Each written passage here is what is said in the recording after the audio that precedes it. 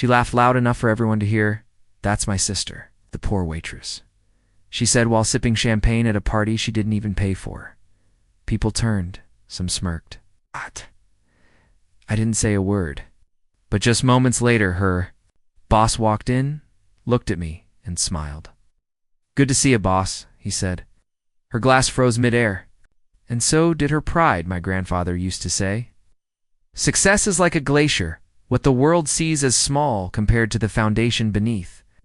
I never truly understood his words until I became that glacier myself. I'm Lena Morales, and this is the story of how I went from being the embarrassment of my sister's glamorous world to watching her carefully polished image fracture in one unforgettable night.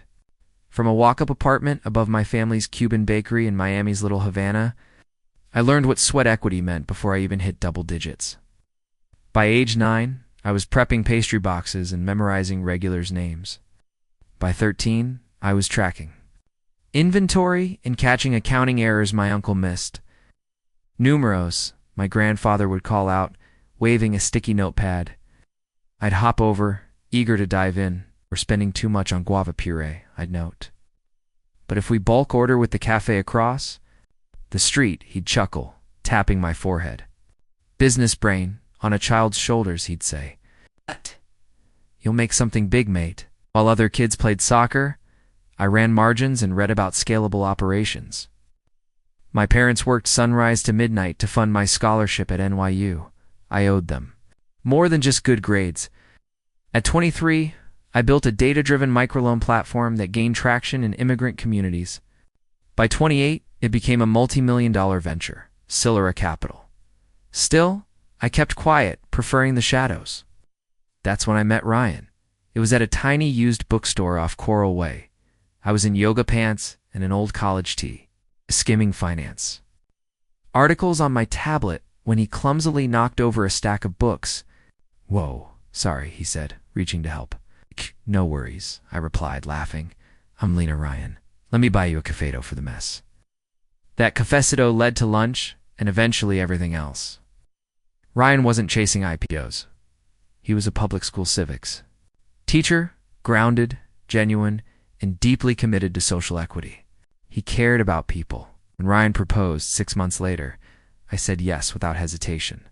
My family was thrilled, except for my sister Camila. Camila and I had always been different.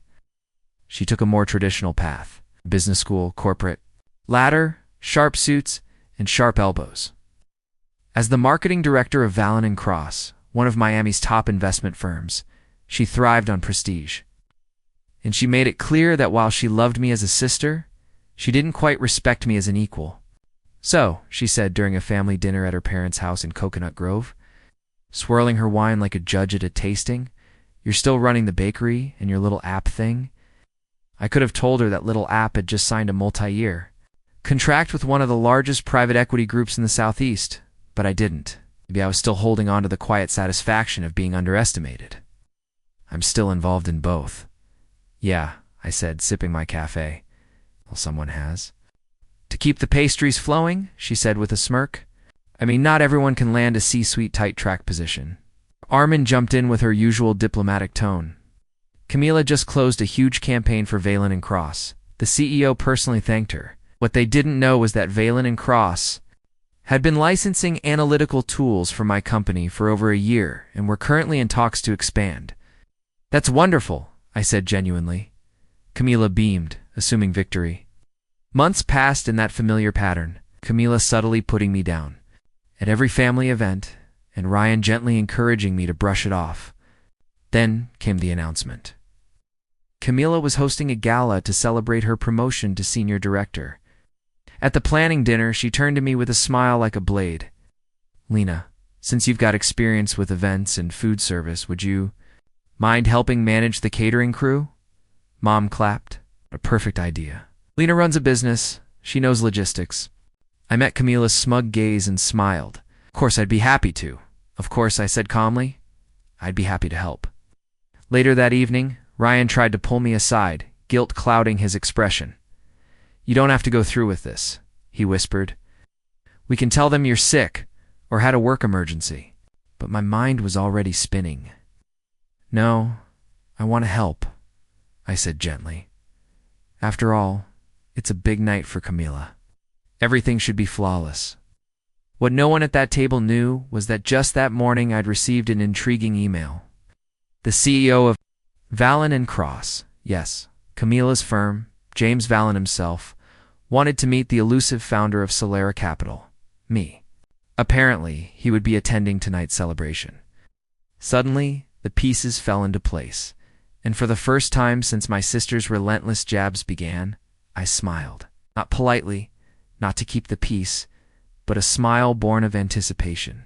Camila had no idea that her carefully curated celebration was about to turn into something much grander than a promotion party. Sometimes the best revenge isn't payback, it's revelation. And tonight promised a spectacular one. The Whitmore home had been transformed into something between a luxury showroom and a gala. Doreen called it classy and elevated. I thought it looked like Pinterest met Wall Street. Crystal stemware lined every table. Sculptures glistened in the South Florida heat. A harpist played near the garden fountain. I couldn't help thinking the event budget might outstrip Camila's bonus. Lena, she called, striding in with the confidence of a queen. Her silk gown shimmered under the lights. The catering staff is waiting. Try to keep them in line, and please. Her eyes flicked to my modest black dress. Stay behind the scenes. I nodded. Of course, Camila. I'll make sure everything runs smoothly. Ryan squeezed my arm. We can leave now. I smiled. No need. Everything is going exactly as planned. In the kitchen, the catering team looked overwhelmed. Camila had apparently demanded last-minute changes again. Miss Morales, a young server asked nervously. Your sister wants the champagne served exactly at 8:15 for her speech, but also wants ongoing tray service, and we're short 2 servers. I gave her a reassuring smile. Don't worry. I've handled more chaotic nights in a bakery with no air conditioning. Let me help. If you've ever been underestimated by someone who should have supported you, stick around, because what happened next didn't just change the room, it changed the game. And if you want to see how quiet power speaks loudest when it matters most, make sure to subscribe to the channel. The next part of this story is one you won't want to miss. For the next hour, I worked side by side with the catering crew, coordinating, timing, plating hors, and ensuring champagne kept flowing. All the while, I kept an eye on the guest list, noting each new arrival. Camila floated from circle to circle, sipping too much Prosecco and laughing just a little too loudly at her coworkers' jokes. Did you see Lena? I heard her giggle to a group of sharply dressed executives. My sister, she's helping the catering team. Honestly, it's where she feels most at home. Poor thing.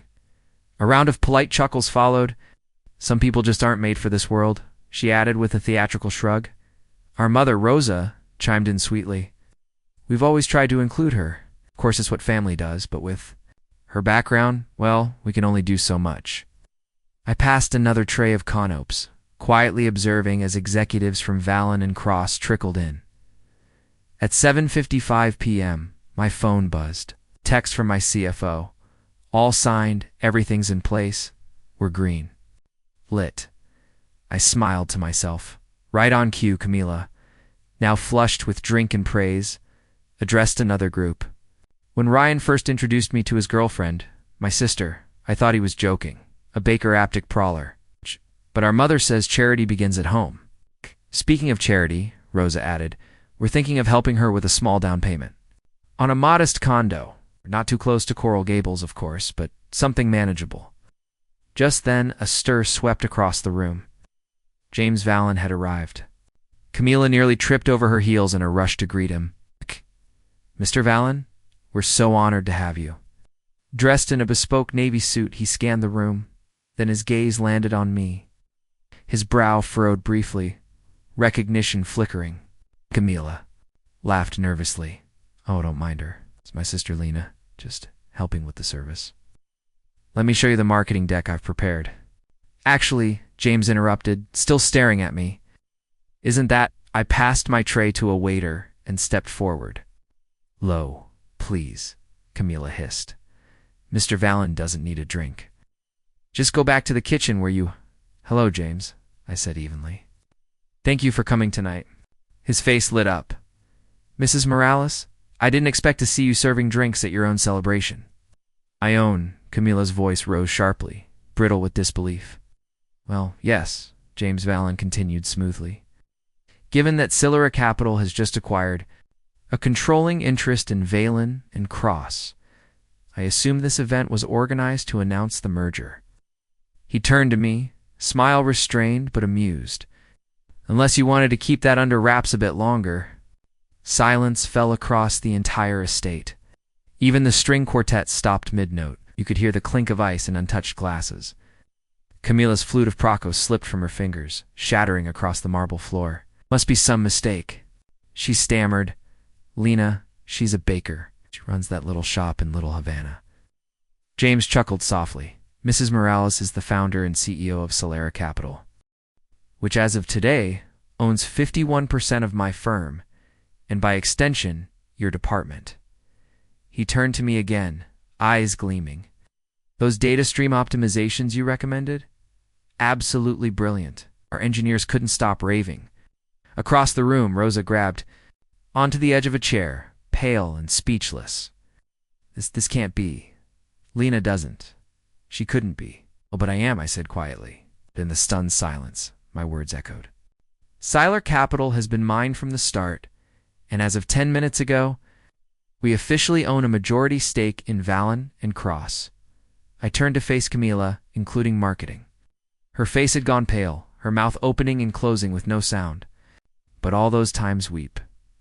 All those times you dismissed me. I finished for her. Treated me like I didn't belong. Like I should be grateful just to stand near your world. Ryan pushed through the stunned crowd. Lena, why didn't you tell me? Would it have changed anything? I asked, voice soft. Would you have stood up for me if you knew I was wealthy? Because you didn't when you thought I wasn't. He stepped back speechless.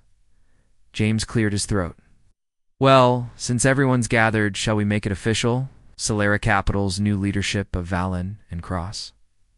Gladly, I replied. Then I turned to Camilla, smiling. I believe you had a speech forgive it. Would you like to give it, or shall I? Camilla trembled, then fled the room. Rosa followed in stunned silence. I lifted a champagne glass from a passing tray and gently tapped it. Ladies and gentlemen, I said, stepping forward, if I may have your attention, the ripple from that moment would shake my family to its core, and we were just getting started. Ryan had drifted toward the back of the room, looking dazed. My mother, Rosa, was nowhere in sight, likely having gone after Camilla. My father, Hector Morales, who'd always been the quietest at gatherings, stood by the cocktail bar, nursing an empty glass and staring into it thoughtfully. After the formal announcement, James Vallon pulled me aside. Well, he said, eyes twinkling, that was one of the more entertaining business reveals I've ever witnessed. Well, I have to ask, why let them think you were just a baker for so long? I sipped my champagne, letting the question breathe, because people reveal who they are when they think you're beneath them. He nodded. Well, their loss is our gain. I look forward to working with you properly this time. As the party wound down, Camilla reappeared. Makeup patched, composure forced, and fury barely restrained. She stormed straight toward me, humiliated. Me, she hissed, in front of every major contact I built. No, Camilla, I said, my voice calm. You humiliated yourself. I simply didn't stop you. I'll resign, she snapped. It won't work for you. That's your decision. But before you walk away, understand this. Every major firm in Miami already knows what happened tonight. Your comments about people like me while insulting your own CEO, that won't go unnoticed. Her shoulders sagged slightly. What do you want from me? I want you to learn. Starting Monday, you'll be working with our community outreach team, launching a program to support local restaurants and small businesses with better financial tools. She blinked. Reporting to who? To my mother, I replied. She still runs the family bakery. By choice, not desperation. She'll be leading the initiative. Camilla's mouth opened, then closed. Then Rosa appeared right behind her. Lena, surely we can talk this through privately, she said, her voice cracking. We're family after all. I turned to face her fully. Family. For 3 years, you made me sit with the catering staff, cropped me out of photos, and talked about me like I was a charity case. When exactly did I become family? We didn't know, she murmured, that I had money. That's the point. You assumed I wasn't worth respect because you thought I was poor. That's when Hector stepped forward, setting down his glass. House? Everyone turned to look. She's right, Rosa. We've treated her terribly. My father, Hector said, his voice low but firm as he turned to my mother. I sat by, he continued, looking at me now, and watched our values decay into pride, prejudice, and shallow appearances. Maybe it took this to wake us up. Finally, Ryan stepped forward. The room had emptied, leaving only the family and the wreckage. Of assumptions? Why didn't you tell me? He asked quietly. I wanted to, I replied. So many times. But every time you stayed silent while your family mocked me, I realized something. If you couldn't respect me as a baker, then you didn't deserve to know me as a CEO. I love you, he said, desperation thick in his voice. Love without respect isn't love that lasts, Ryan. Every time you let your family treat me like less than human, you revealed what our relationship was really worth. I can change now that I understand. I looked at him unmoved. Now that you understand I'm rich, that's not growth, that's adaptation. I slipped off my wedding ring and placed it on the edge of the marble table. I filed for divorce last week. You'll be hearing from my attorney. Lena, please. I turned to Camila. I'll be meeting with Valen and Cross's board tomorrow, but you'll be reporting to my mother at the bakery on Monday. She doesn't tolerate lateness. Then I looked at Rosa. The estate looks lovely tonight. Should enjoy it while you can. But her eyes narrowed.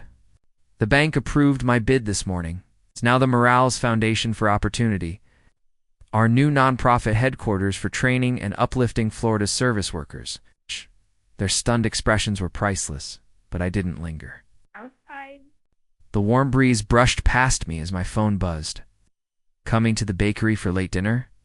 Your father made your favorite. I smiled. Be there in 20.20 minutes later? I was back where it all started, in my parents' bakery eating empanadas and laughing about the evening's chaos. People like that, Mom said, shaking her head. They need hard lessons. Success without humility, Dad added, is like sugar without yeast. Looks sweet never rises. As I helped close up, yes, the CEO of Solera Capital still wipes counters. I thought about the journey. The little girl who once counted coins now counts capital in billions. But my true wealth, it's always been respect, integrity, and the courage to know my worth. If my story reminded you of your own journey, of being underestimated, dismissed, or told you weren't enough, I'd love to hear from you. Share your story in the comments. Let's build a space where quiet strength is celebrated. If you believe that respect matters more than status, that success without humility means nothing, subscribe and stay connected. I built my empire brick by brick, but it started with knowing my worth. My advice, never let anyone else define your value. Keep building even when no one's watching, especially then because that's when character, not just success, is truly I. Never wanted to compete with my sister. She was always the loud one, the favorite, the girl with the polished nails and perfectly timed compliments. I was the quiet one, the one who worked late nights, missed parties, and poured her energy into something no one could see yet. Our family always leaned toward appearances, and I never quite fit the photo frame, so when I showed up, at that party simple dress, hair tied back, no entourage, she looked at me like I didn't belong. She's a waitress. Laughter followed. No one questioned her. After all, I wasn't dripping in designer labels. I wasn't loud or flashy. I just nodded, smiled, and moved through the crowd like I didn't hear it. But I heard every word. I always do. What she didn't know, what no one in that room knew, was that I wasn't just building a paycheck. I was building a company. Dream. A future that didn't need their applause to shine. I didn't come to that party to prove anything. I came because I was invited, personally, by the CEO of the hosting company, Dash Me.